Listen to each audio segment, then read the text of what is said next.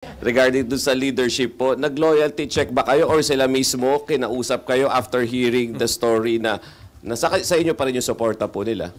Oh, nagkakausap-usap naman kami. Pagka mayroong mga lumilitaw na ganyan, I get messages from some of them saying na, ano ba yan, we should listen to that, mga ganun-ganun.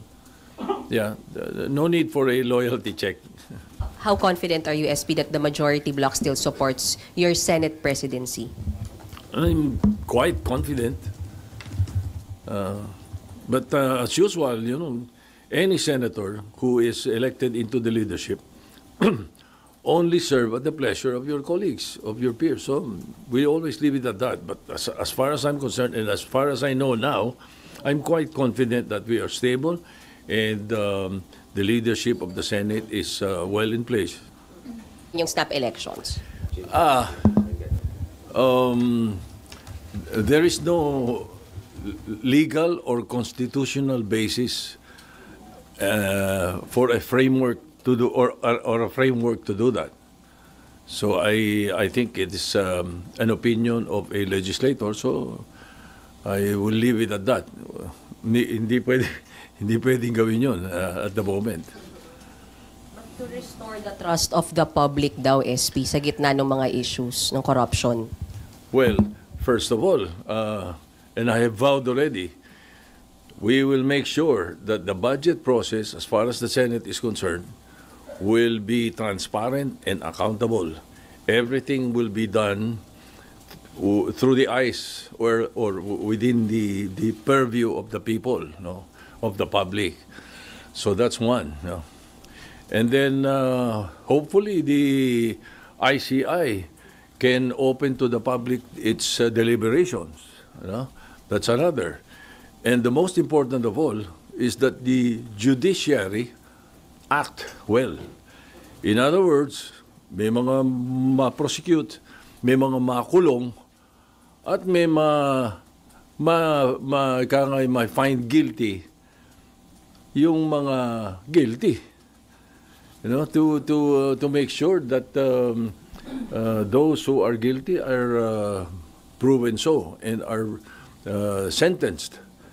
Palagay ko doon pag nakita ng mga tao na gano'n na nangyayari, malinaw ang paggamit ng pera nila. Diba? Malinaw ang investigasyon. Malinaw din ang resulta ng judiciary. What more can you ask for? Yun ang importante. So SP, hindi ho option yung pagbibitiw from President to Congressmen na sa sinasabi ni, para daw clean slate, sabi ni Senator Alan. Cannot be an option. What do you do with those who are not guilty? What do you do with those who are newly elected and have no bad records? What do you do with them? Idadamay mo doon sa mga guilty or sa mukhang guilty kung hindi man guilty. Kung meron bang marumi, ba't natin idadamay yung mga malinis doon sa marumi? So I don't know, it's very far-fetched as far as I'm concerned. It's we will be entering something like uncertainty and chaos in the political world pagka ganon.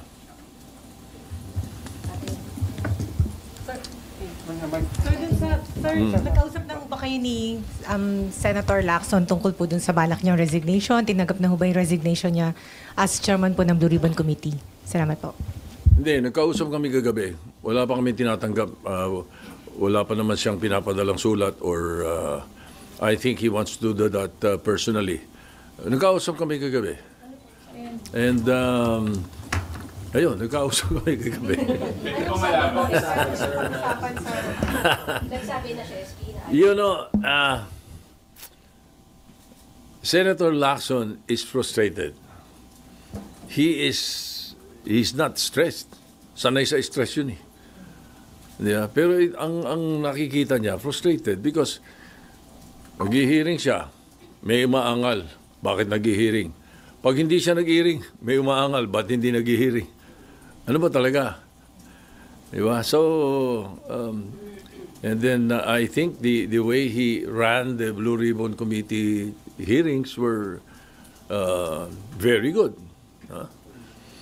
So, siguro, the man is frustrated. I will support whatever decision he makes, and I will accept whatever decision he makes, and he has my 100% support, whatever it is. SP, yung pong decision niya po ba ay final na o pwede pa po siyang mapahinuhod ng majority at ninyo na magstay put as chairman po ng Blue Ribbon Committee? I think that question is best asked of him. I cannot answer for him.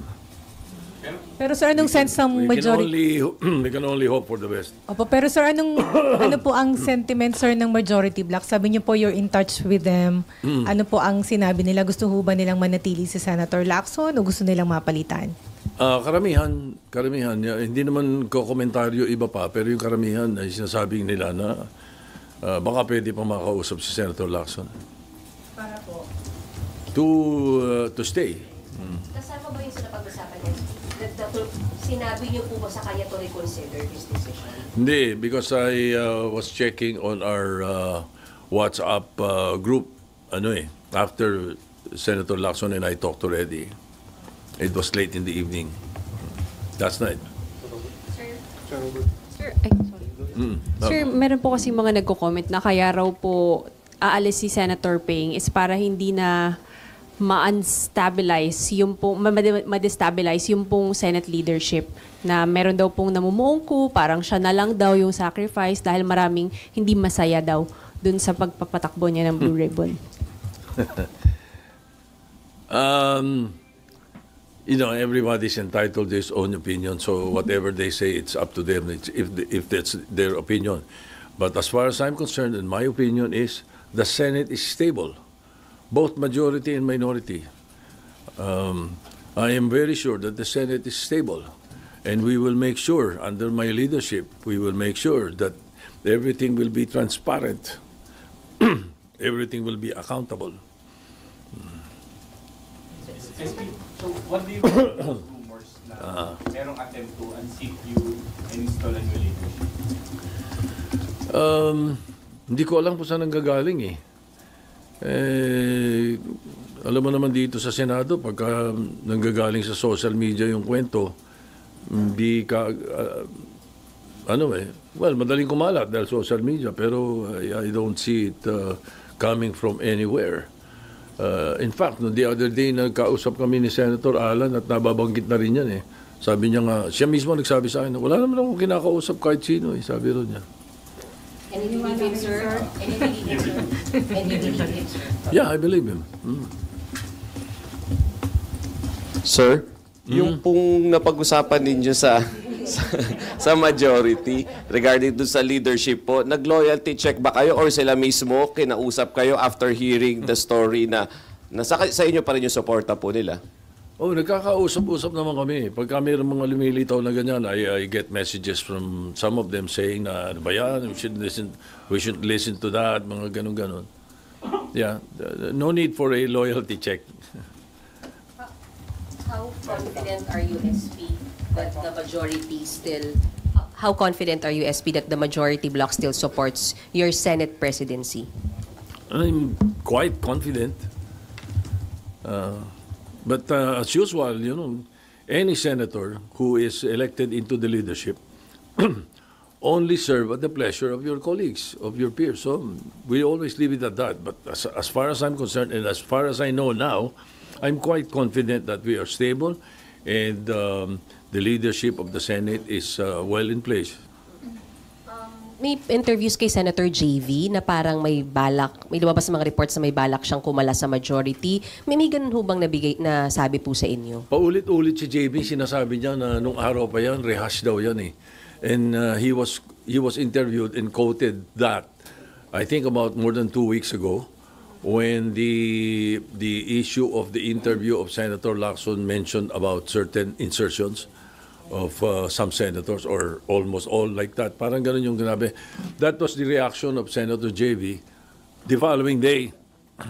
But after that, when I explained what insertions and amendments are and how it is really placed in the budget, at yun yung mga nabanggit na yun ay karamihan naman yung amendments, it all settled down. So the issue that is being placed in social media and some mainstream media reports about Senator JB, I am very sure that he will deny it now.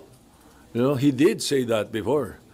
But in fact, I was on the phone with him yesterday, telling him about plano ni Senator Lacson, and he was quite worried. Sabi niya, mahirap papag-usapan natin, parang ganon. And then he also, he told me na baka iniisip ni Senator Lacson yung mga nilalabas sa media tungkol sa sinabi ko, baka that influences him. Sabi ni Senator JB, that's an old rehash, sabi niya. Wala akong sinasabing ganon. And I think he talked to, Senator JB called Ping to tell him that. As far as you know, SP, walang kahit sinong miyembro ng mayorya ang kakalas at this time po? Yes. SP, kung sakaling matuloy po yung resignation ni Senator Ping, sino po yung posibleng pumalit? Tsaka itutuloy pa po ba yung mga hearing ng Blue Ribbon kahit mag-resign na si Senator Ping? The Blue Ribbon is always alive as far as the Senate is concerned. Kaya siya lang ang pwedeng mag-motu proprio hearing without a resolution, without a privilege speech, without any bill referred to it. Motu proprio by the chairman. Kaya laging buhay ang Blue Ribbon. Hindi mawawala yan. Hindi nawawala yan.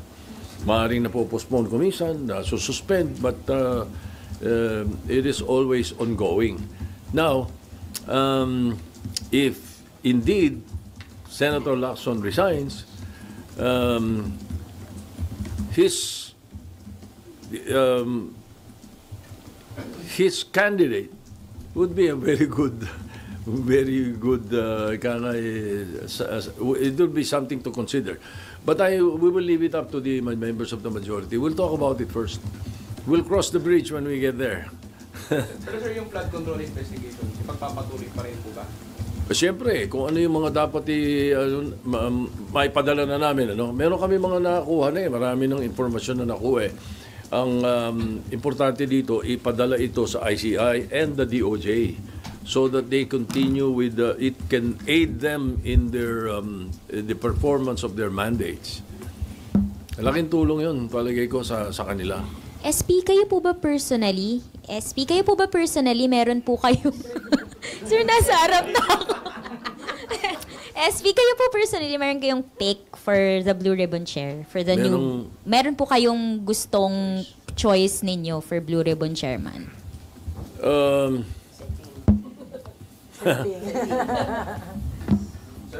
Other than Senator Lacson? Well, there are about 3 or 4 members of the Senate who I think would be able to handle it also, but mahirap sundan din yung footsteps ni Senator Lacson. Sir, itong mga lang po din, parang change of leadership again, tingin nyo outside forces po, meron nang iintriga lang sa Senado? Posible. Malamang may mga nag-iintriga lang sa Senado. Sige, sapagkat pagkausap ko naman yung leadership ng minority, wala naman kaming hindi pinagkakaunawaan Sir, political group? I'm sure. Yeah. Meron na kayong iniisip na kung anong grupo? I don't know. Pwede manggaling sa kaliwat kanan niyan, whatever. Hindi na.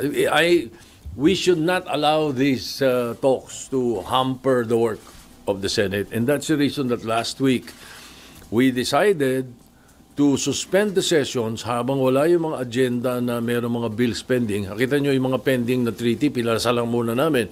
Then we suspended to allow the budget deliberations and the budget hearings, I should say, to allow the budget hearings to continue without stoppage. Kasi nangyayari, every 3 p.m., because of the session, they have to stop the budget hearings. And the other hearings of the different the committees, because the only way we can get the agenda into the plenary is when the committees are done and are ready to report out the bills. One thing that I'm sure not a lot of people are aware of, or there are few who are not aware of the fact that the Senate works on committees, through committees. The Senate works through committees. We don't work in plenary. We work through committees. Kaya ang mga bills at ang agenda ay nanggagaling sa committee work. And in this case, because of the single most important piece of legislation to be passed, the budget, the GAA for 2026, we should be very clean, other than what happened in the 2025 budget. I think it needs our full attention, and that is the reason that in this suspension of the final week of the sessions and into the break is only as far as both houses are concerned. But as far as the Senate is concerned, it is a working break because of the budget hearings and the committee hearings. Ayan. Approve nyo na po ba yung hiling ng House na sa October 13 na kayo mag-adjourn? October 13? Yes, sir. They sent me a notice, and that is prescribed in the Constitution, na kapag merong nag-adjourn na isang House, kailangan merong 3 days notice yung isa kung siya ay mag-a-adjourn ng maaga or mag-a-adjourn ng delay. The maximum allowed is 3 days. And that is the reason that they will adjourn on the 13th, but we will adjourn on the 10th. Okay? Ayun. Okay, yun. Now, why are they adjourning on the 13th? And this is, of course, born out of my talks with Speaker Boji D and their majority leader and their minority leader and the chairman of the appropriations, Congresswoman Representative Swansea. Ang napag-usapan is they will not be given by the President the certificate of urgency. So they needed that instead of passing on second reading on the 10th and passing on third reading on the 10th. Because they can only do that if there is a certification of urgency by the President. The President does not want to certify the budget as urgent so that there will be time to go through the budget in at least 3 days para mabasa mabuti kung tama lahat yung pinapadala. I think that is the thinking himself. The President himself said that. Ayaw niya nung i-shortcut yung 3-day rule. So ganun din. Pagdating sa Senate yan, ganyan na rin yan. I'm sure he will not. Pero sir, usually po merong certification nun, sir, no? Na taon-taon, parang taon-taon. normal po siya. Taon-taon, dahil pinapass break. Opo. Ayaw nga ni Presidente ngayon na maisip daw na ipapass break. So ayaw niya nung 3-day rule, according to Speaker Boji. So I'm sure, I expect the same thing in the Senate. So hindi nyo yung napag-usapan sa LEDAC? Hindi nyo po napag-usapan with the President yun sa LEDAC? Nabanggit din niya, pero in passing. And in the LEDAC, we were able to coordinate lang or pinagsama-sama namin yung bills ng mga senador, top 3 each, pero may mga ibang hawig-hawig, kaya total was 68. And in the House, 100 something, 200 something. And then, meron ang DepEd, yung DepEd, yung DepEd meron. So pinagsama-sama namin yun. In the first regular session of the 20th Congress, which is now, at least there are 12 in the LEDAC that was agreed upon in the LEDA and with the President's consent. Sir, yung hindi po pag-certify as urgent nung budget, hindi naman siya makaka-affect or makaka-delay dun sa proseso. Hindi, makakabuti. Sapagkat Why, lagi na lang eh. Nagmamadali ang Congress nung araw pa hanggang ngayon. Pagdating nung aapurahin yung pagpapapasa on second reading, tapos hihingi ng certification sa Presidente para the 3-day rule is removed. Papasa na rin on the same day. Tanong, nabasa nyo ba? Di ba? Tanongin mo yung mga congressman at mga senador. Nabasa nyo ba pagkatapos ng second reading? Di ba? So maganda talaga na tama yan, na hindi approve on the same day. You have 3 days to go over and review what you approved on second reading before you vote in a nominal vote on the third reading. Sir, dahil po dun, bukod sa insertion, sir, yung ganong paspasan, naging paraan din, sir, para mailusot yung insertions? Correct. Pag hindi in-approve on second reading, at somewhere along the way, pinasok, ang amendment, or in the BICAM, pinasok, insertion yun. Yun ang insertion. Yun ang hindi natin dapat tinotolerate. Kahit anong ganda ng insertion. Sabi mo, pagpapagawa ng ospital sa kung saan lugar. Ang importante is you do it in plenary, so talagang naka-record kung sino nag-propose, ano pinropose, at saan kukunin yung pambayad doon sa pinopropose niya. Maliwanag, Hindi yung nangyayari ng mga nakaraan, which was highlighted by the 2025. Kaya pumutok lahat ito dahil sinabi ng Presidente bigla sa SONA, nagulat siya rin sa 2025 budget. Biglang yung unprogrammed hindi mo alam sino naglagay, saan ang galing, sinong gumamit. Di ba? So, and again, I have discussed it with our chairman of the Committee on Finance. We will, as much as possible, and if possible, 100%, no unprogrammed funds. So, anong decision po dyan, sir? Oh, yeah. Kami ni Senator Gatchalian. So, final decision na yan, sir?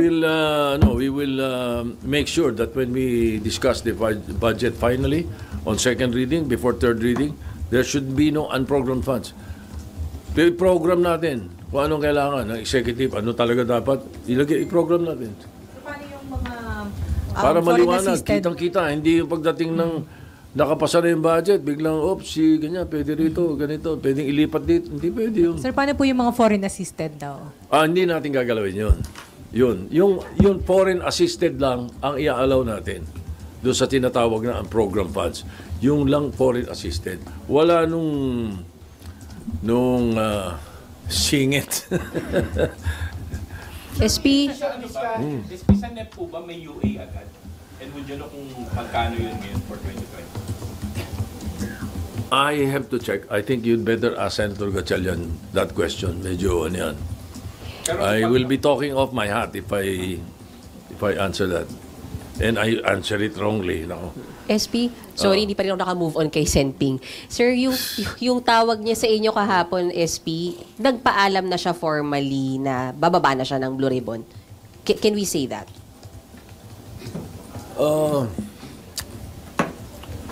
Wait, let me recall. Sino ba tumawag? Ako ba tumawag o siya tumawag? Teka. No, I sent him a text. I said, can you take a call? He called. No. And then, I said na, ano ba partner yung sinabi mo sa media? Sabi nga niya. Sabi niya, hindi, magsasabi talaga ako sa iyo. Sabi niya, natanong lang ako. Parang like that, And then, it's very frustrating. Alam mo naman, sabi niya. Ganun yung conversation namin. And the rest of the conversation is private conversation. You should not ask. Nagpaalam na sa inyo si Senping as far as yung pagbaba from Blue Ribbon. What is that again? Nagpaalam na si Senping sa inyo sa pagbaba niya sa Blue Ribbon. Sinasabi niya nagpaplano siya. na mag-resign. Well, until I receive the letter or he stands up on the floor and says he's resigning, he plans to resign. That's the accurate phrase. He's planning to resign. Pero sa plenary lang po siya pwede mag-resign. Ha? Sa plenary po siya. Pwede siyang sumulat. Pwede rin sa plenary. Pero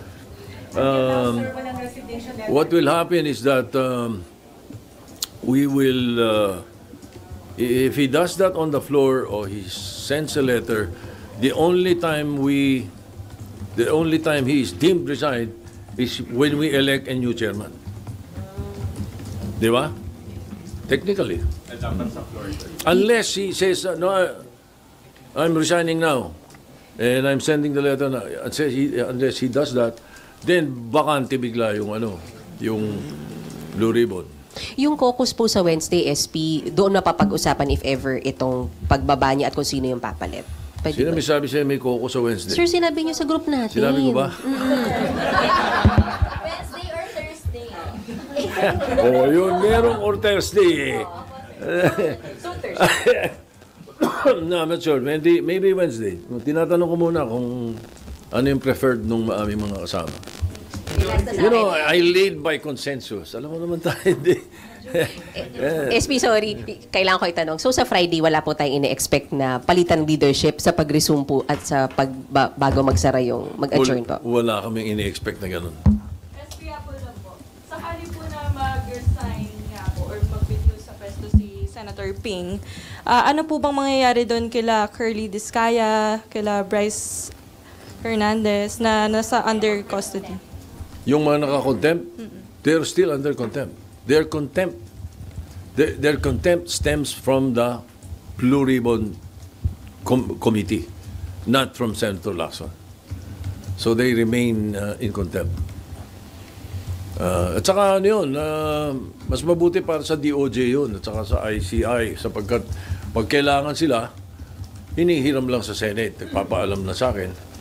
And I informed the Blue Ribbon na pinapadala sila ron para iniimbestigahan tapos babalik dito. Kung wala na yung contempt nila, baka mahirapan tayong hagilapin sila pag kailangan sila ng DOJ. Sir, sabi po ni Senator Lacson, dun sa supposedly hearing po, sir, maaga pa. Sir, sabi ni sabi ni Senator Lacson, sir, dun sa sana ay hearing on Wednesday, na-cancel lang po. Meron siyang tentative na listahan po ng imbitahin and kasama dun sina Congressman Zaldico and Congressman Romualdez. Sir, kung itutuloy ang investigation, are you inclined to sign the invitation po? We will leave it to the mahirap manghula ng pwedeng mangyari. So we leave it to the new chairman if there's going to be invitations. But as far as I know, I was not aware of that really. Ang alam ko, kaya biglang sana tumatawag ng hearing, request ni Senator JB. Meron silang mga district engineers or mga DPWH employees na gusto niyang ipaimbita. Yun ang pagkakaalam ko. Pero sir, announce kasi saldi ko, paano mo iimbitahin yun? Nasa ano?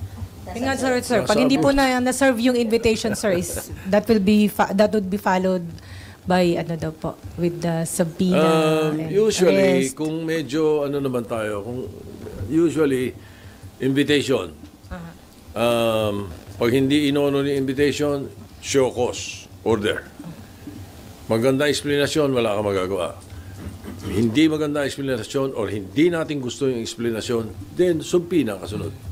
Pero sir, announced na po rin ni Senator Lacson last week sir, na iimbitahin po sina Congressman Zaldico and Congressman Romualdez.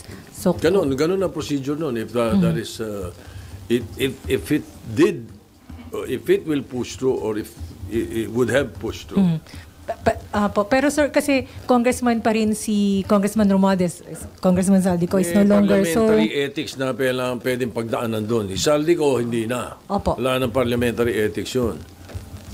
So pag-uusapan niyo pa po sir sa majority block kung padadala ng invitation si Congressman Romualdez o basta in-endorse po ng Blue Ribbon Committee, you'll sign? But siyempre kung ano sabihin ng Blue Ribbon Committee. SP, Okay. Oh. SB, do you share yung frustration po ni Senator? To a certain extent.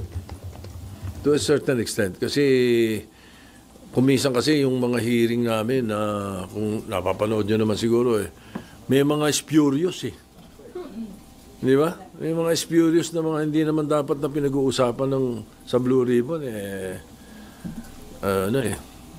nakakasingit So to a certain extent I understand his frustration. Okay. Thank you very much. Thank you.